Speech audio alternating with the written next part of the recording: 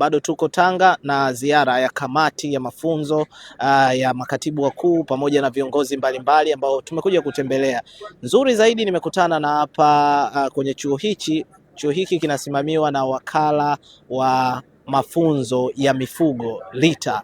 Wao wanaendesha mafunzo hapa vizuri zaidi, na hapa ninaye mkuu wa campus hii kwa upande wa Tanga hapa LITA Buhuri. Salamu alaikum. Alaikum salam. Vipi hali? Salama. Wema kabisa. Kabisa. Tuambie wewe ni bwana nani na hapa LITA Buhuri nini hasa ambacho mnakifanya? Mimi kwa majina ni William Moshi, ni mkufunzi mwandamizi lakini pia ni manager wa campus hii. LITA Buhuri ni moja ya campus 8 za wakala ya mafunzo ya mifugo nchini. Sisi katika campus yetu tunatoa mafunzo ya muda mrefu, lakini vile tunatoa mafunzo ya muda mfupi. Tunatoa huduma za tunafanya tafiti tumizi, lakini na huduma za ushauri, lakini pia tunahusika na uzalishaji wa rasilimali mbalimbali za mifugo pamoja na malisho na mbegu zake. Mtu ananufaikaje na haya mafunzo ya muda mfupi, kwa sababu ni muhimu zaidi? Nimeona kuna mafunzo ya siku, mafunzo ya wiki, mafunzo ya mwezi. Mtu ananufaikaje? Kwa kweli kwenye upande wa mafunzo ya muda mfupi, hii ni huduma ambayo tumetoa kwa muda mrefu sana tangu chuo kilipoanzishwa mwaka 1980, na tumekuwa mara nyingi tunatoa mafunzo kwa wafugaji wa ng'ombe wa maziwa, na hasa kwenye lile eneo la ongezaji wa thamani wa mazao haya ya maziwa.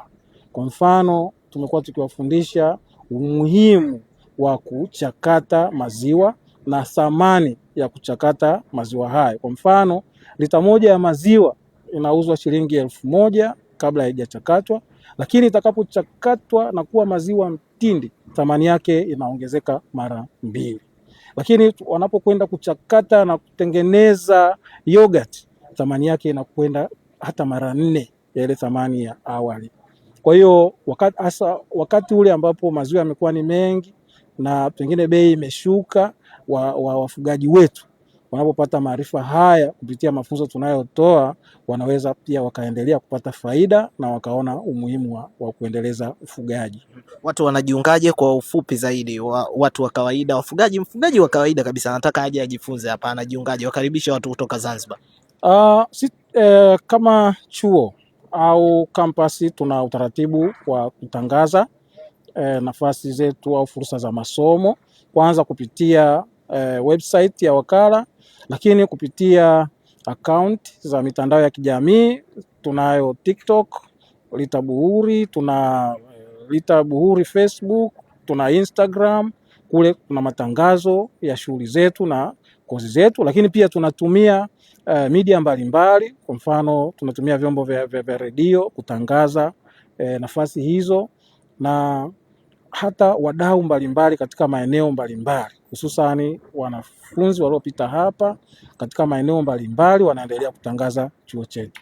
Kwa sasa hivi tuna wadau wa ndani ya nchi na hata nje ya nchi, na tunawasiliana nao, na wakati mwingine tunapata pia wafugaji au wanafunzi kutoka katika nchi hizo. Kilomita kama 12 hadi kufika hapa kutoka katikati ya mji. Vizuri kabisa, utapata huduma zote nzuri zaidi. Shukrani sana mkuu.